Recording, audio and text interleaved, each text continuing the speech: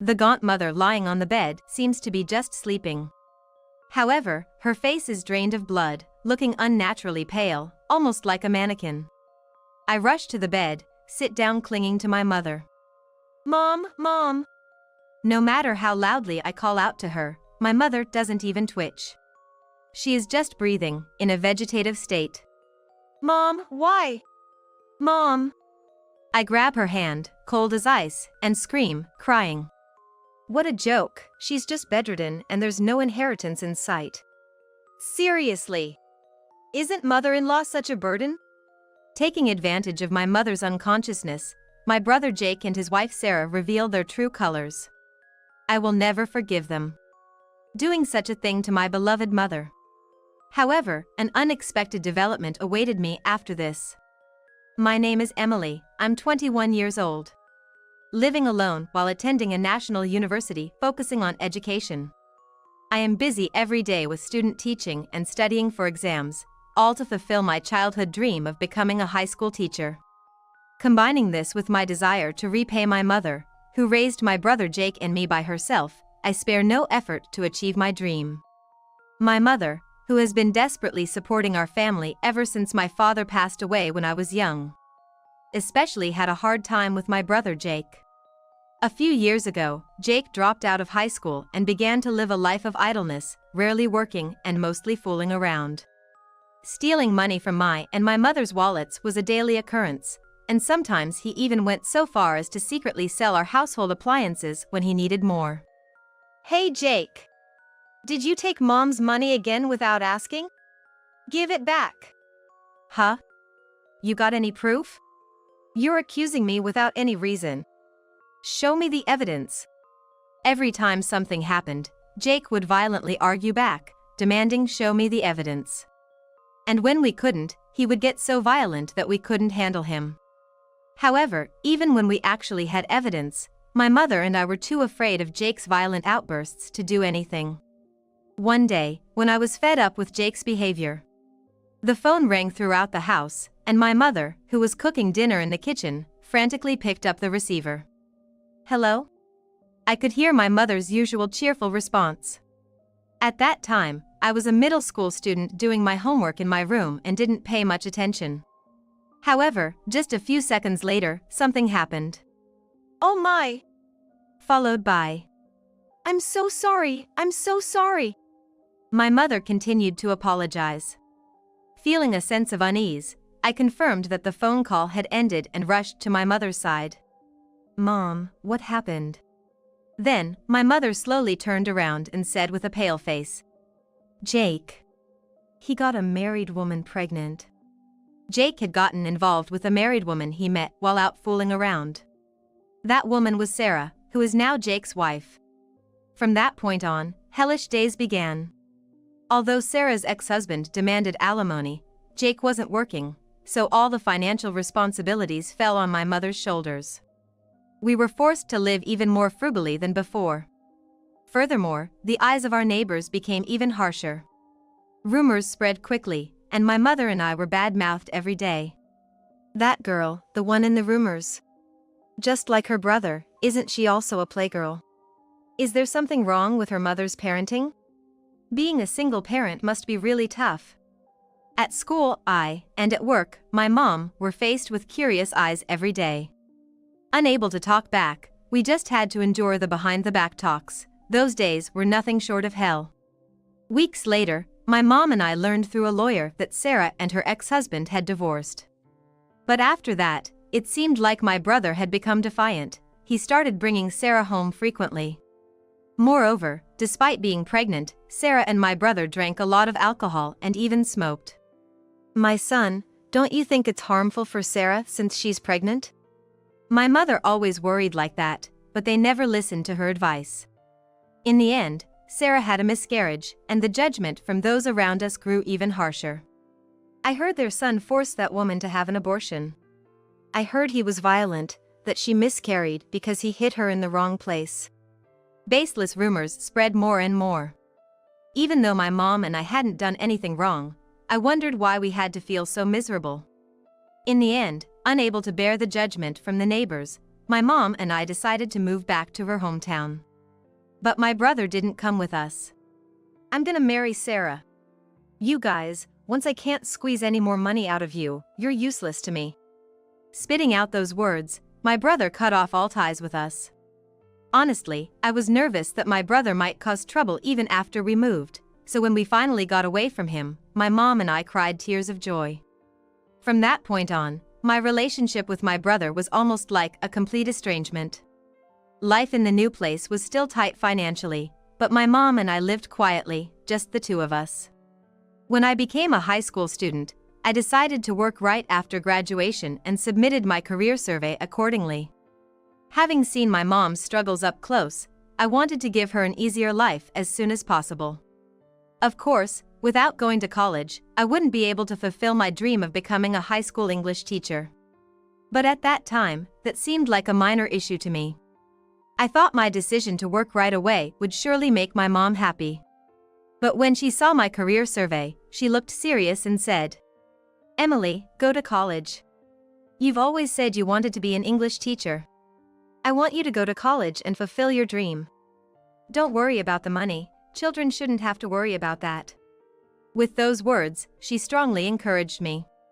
"Mom, thank you." After that, I aimed for a local state university with affordable tuition and studied hard every day. And in the fall, thanks to my efforts, I was able to get into my first choice university. However, the university I got into was far from home, and it took more than an hour one way. It was time-consuming and costly, but we couldn't afford for me to live alone. Above all, I didn't want my mom to be lonely if I left home.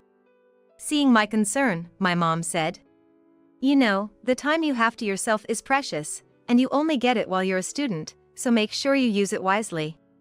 Encouraged by her, I've been living in an apartment near the university since I enrolled. I'm deeply grateful to my mom for letting me go to college and even supporting me to live on my own.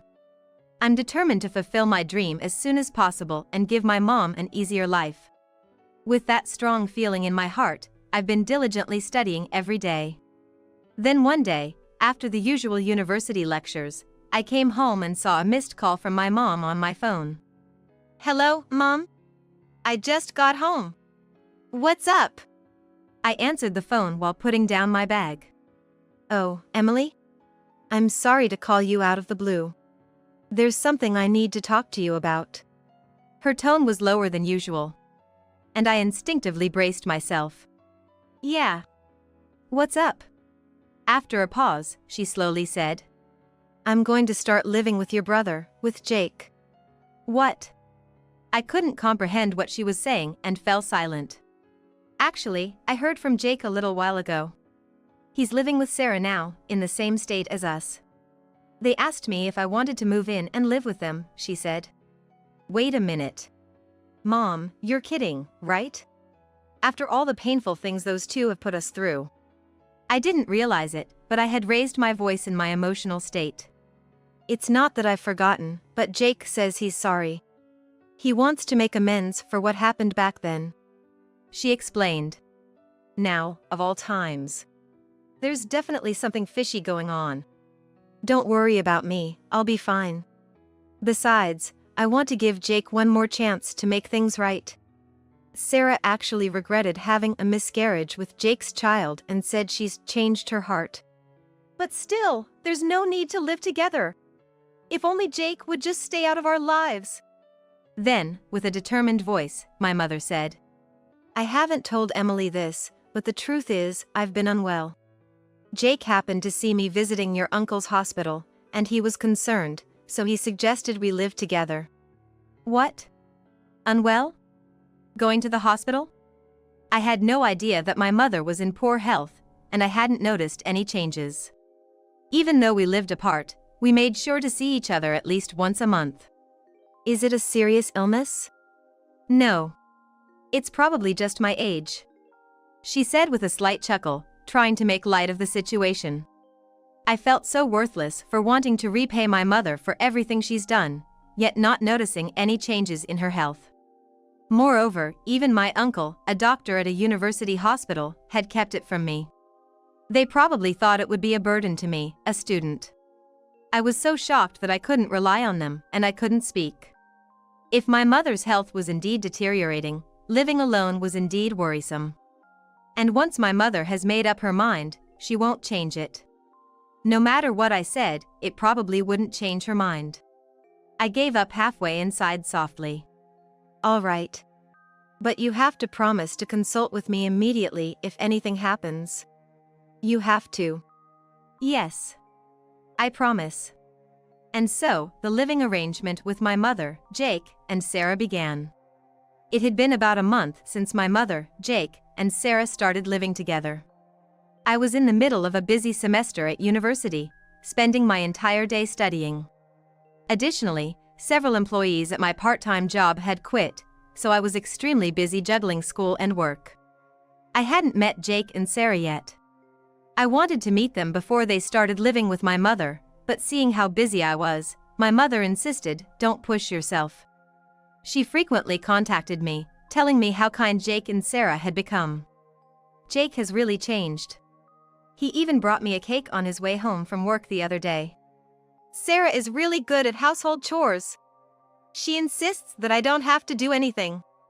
I feel like I'm taking advantage of them. Every time I heard my mother's happy voice, I felt relieved. I still couldn't forgive my brother, Jake. But no matter what kind of person he was still her child.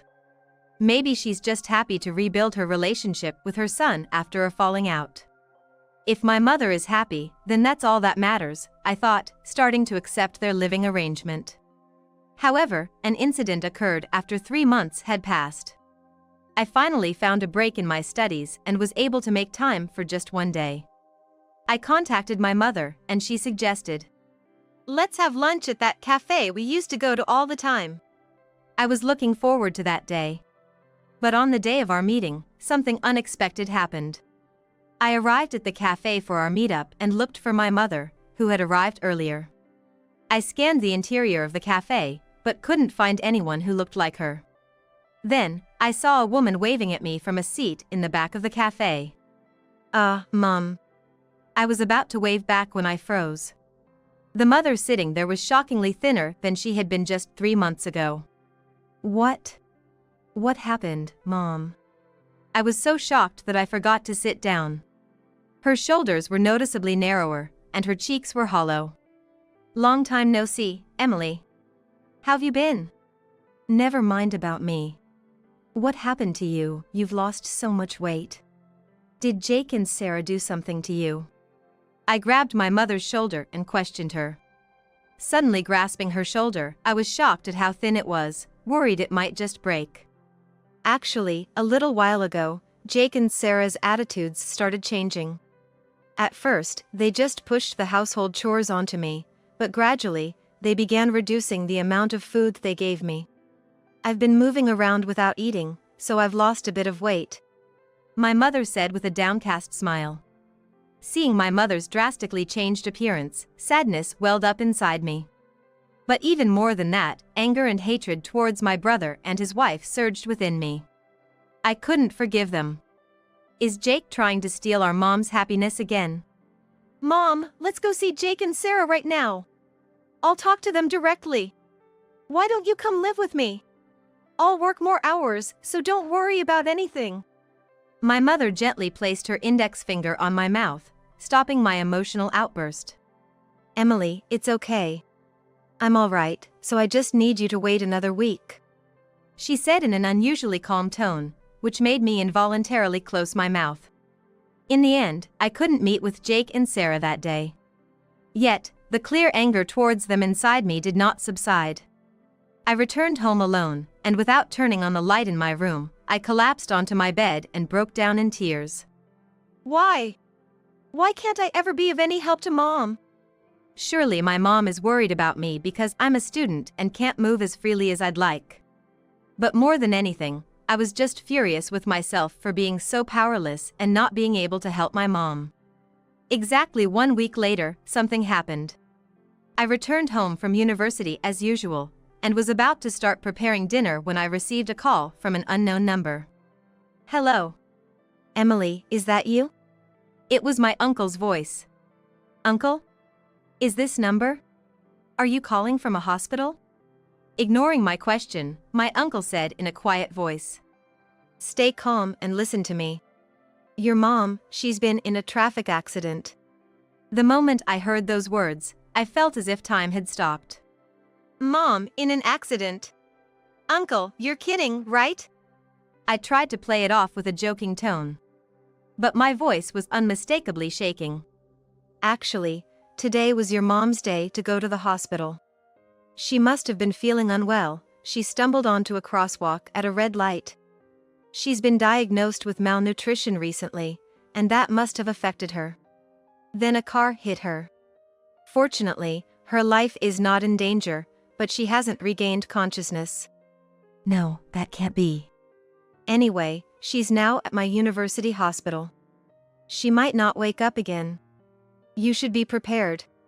With trembling hands, I hung up the phone. Grabbing my bag that had fallen on the floor, I rushed out of the house. Mom, please be okay. Uncle! How's Mom? When I arrived at the hospital, my uncle, who was waiting at the entrance, immediately took me to her room. My emaciated mother was lying on the bed, seemingly just asleep. But her face was pale, as if drained of blood, looking almost like a mannequin. I rushed to the bed, sat down, and clung to her. Mom, Mom! No matter how loudly I called out to her, she didn't move a muscle. She was in a vegetative state, only breathing. Mom, why? Mom! Holding my mother's ice-cold hand, I cried and screamed. Then, I heard the sound of the hospital room door sliding open and footsteps entering the room. At the same time, I heard two familiar voices that reached my ears. What's this? Just a bedridden patient and no inheritance. Now she's just a burden.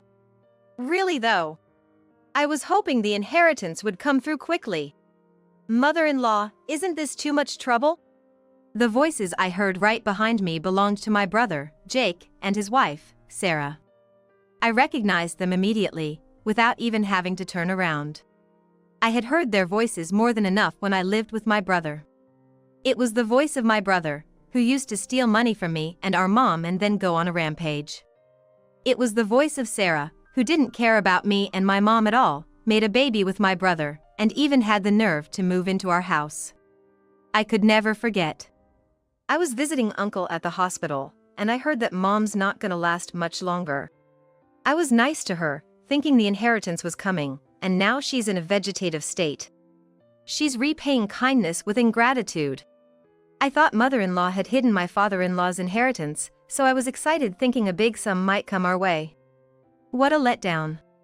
Really, we were just wasting our kindness. Even Uncle couldn't take it anymore and shouted. Hey! Show some respect. Inheritance. We don't need to be talking about that right now. And to begin with, Mom started getting shaky because you guys skipped her meals. She might have had an accident because of that. You deceived Mom out of greed for the inheritance. When I turned around, there were Jake, who seemed a bit aged, and Sarah, with her flashy curly hair and a short skirt. I'm sorry, Mom. I didn't notice anything. I glared sharply at my brother and his wife, who were laughing scornfully. Everything is a mess because of you, always has been, always will be. Never show your faces to us again. My brother and his wife shuddered as I yelled at them with a ferocious look. I got it. There's no point in staying here with Mom anymore, it's just costing money. We were after the inheritance from the start. If there's no money coming in, there's no point in living with her. In his panic, Jake spoke in an unusually loud voice. Even before we got married, I lived with Mom and Emily to steal their money. Mom didn't notice, naive as she is. I've been stealing money from Mom's purse even now. And I've sold almost all of her expensive-looking jewelry, but she hasn't noticed a thing. By the way, Emily, you left your mom alone, too. Aren't you just as guilty? Don't push everything onto us. In front of our silent mother, Jake and Sarah were laughing scornfully. I was so frustrated, I couldn't hold back my tears. And then, at that moment. Ha, you finally said it. What? Jake, Sarah, and I all spoke at the same time. On the bed, my mother was sitting up with her eyes wide open. Mom! What? I'm sorry, Emily. You don't have to cry anymore. You did well. My mother smiled energetically and exchanged glances with Uncle. What do you mean? Mom, weren't you in a car accident and unconscious? Actually, this was all a plan that your uncle and I came up with. Then, Uncle, who had been silent until now, spoke up. Sorry, Emily. About 3 months ago, Jake contacted me after he happened to see Mom going to the hospital. He was asking all sorts of strange questions like, is Mom not gonna last much longer? How much of the inheritance will go to the son? I knew something was up, so I talked to your mom right away. Mom nodded in agreement to Uncle's words. Right after Jake talked to me, he suggested we live together. I knew right away he was after my inheritance, so I asked your uncle to pretend to be on Jake's side and find out what he was planning. The sudden turn of events left me stunned, my mouth hanging open. While Jake and Sarah were furious, realizing they had been tricked. Huh? You were in touch with Mom? You tricked me. You guys are the worst. You deceived both me and Jake, didn't you? Cowards. As my brother and his wife turned beet red and screamed their heads off, Mom shouted back. Who do you think deceived whom here?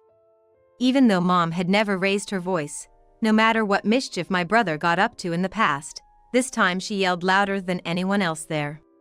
In the past, I turned a blind eye to your wrongdoings because I didn't want to ruin your future when you were young. But I was too lenient. You haven't learned your lesson, coming back here to disrupt mine and Emily's lives again. This time, you will face the consequences. At her icy voice, my brother and his wife turned pale. Punishment? Yes. Just now, you admitted to stealing money from Emily and me, and not just recently. You even bragged about stealing and selling our jewelry. I'm sorry, but I was aware of everything. I recorded our conversation just now. Mom took out a voice recorder she had hidden near the bed. And you two are both unemployed, aren't you? Pretending to go to work, but actually goofing off every day. I heard you racked up a huge debt, betting on receiving a big inheritance from me. But you didn't just steal from Emily and me. Surely, there aren't any other crimes the police should know about, are there? At that, my brother and his wife suddenly started trembling. Please, forgive us! In the end, we didn't get any of Mom's inheritance. We won't come near you or Emily ever again. So please, don't report this to the police. My brother was in a panic, clinging to Mom. His bravado from before was completely gone. From the looks of it, my brother and his wife were involved in other activities they didn't want the police to know about. However, Mom firmly told them. No, I gave you a chance to change your ways once before, and you betrayed that. The price you pay this time will be steep. Mom spoke coldly. Oh, and Jake, remember how you used to demand, show me the evidence, while making a big fuss? Well, this time, I've prepared everything perfectly. I'll be submitting this voice recorder to the proper authorities. Thanks for the advice, it came in handy after all these years. My brother and his wife collapsed to their knees. No way! Ignoring my brother and his wife clinging to her, Mom gave Emily and me a triumphant smile and exchanged eye contact with our uncle. That night, I had dinner with Mom at our uncle's house. Why didn't you tell me about the plan? Now that I had finally calmed down and grasped the situation, I asked Mom and Uncle. My eyes were still swollen from crying so much. I'm sorry for surprising you. But to deceive the enemy, one must first deceive their friends. While it's true that Jake was starving us, I also ate as little as possible to make our act more convincing. I'm quite the actress, aren't I? Mom laughed proudly, looking stronger than ever. But you were really going to the hospital, right? Is your health, your illness okay? Jake said that you didn't have much longer to live. Is that true? As I asked, teary-eyed again, Mom and Uncle looked at each other and burst into laughter. Oh dear, the hospital I was going to was the orthopedic department at the university hospital. I had terrible back pain, and my brother recommended a good doctor there. After about a month of visits, I was completely healed. Jake only saw his sister going into the hospital, so he didn't know which department she was visiting. As for saying she didn't have long to live, we did tell a little white lie. Recently, we've had her come to the hospital for the sake of camouflage and information exchange. Hearing their nonchalant answers, all the tension left my body. Mom wasn't sick. She would be with us for a long time to come. I'm so relieved. I haven't been able to repay you for everything yet, Mom. Relieved, I broke down and started crying again. Today, my tear ducts seemed to be on overdrive. I'm sorry for putting you through this, Emily. But all I want is for you to be happy and healthy. Mom hugged me tenderly as I cried like a child. Later on, Mom and Uncle submitted the voice recorder to the police. Since they had already consulted a lawyer, it seemed that we were going to get all of the stolen money and the money from the sold jewelry back from my brother and his wife. Of course, we made them pay everything in one lump sum. By the way, my brother and his wife, who had quit their jobs and were living off a huge debt while waiting for an inheritance, would now be chased for repayments on that debt as well. Moreover, it turned out they had been involved in setting up honey traps and fraudulent schemes. Once they became targets of a police investigation, they were quickly caught. Since then, I have no idea what kind of life my brother and his wife have been leading. A few months later, as the weather gradually warmed up, I was enjoying my peaceful days when I got a call from Mom. Emily, after the university graduation ceremony next week, do you want to go out to eat with Uncle and the three of us? I'm happy, but is it really okay? It's fine. He said he wants to celebrate with us. After all, Emily, you're going to be a high school teacher starting this fall, something you've always wanted. Yeah. I'm happy, thank you. And so, once again, happy everyday life returned to us. From now on, I intend to slowly repay the favor, supporting each other with my mother.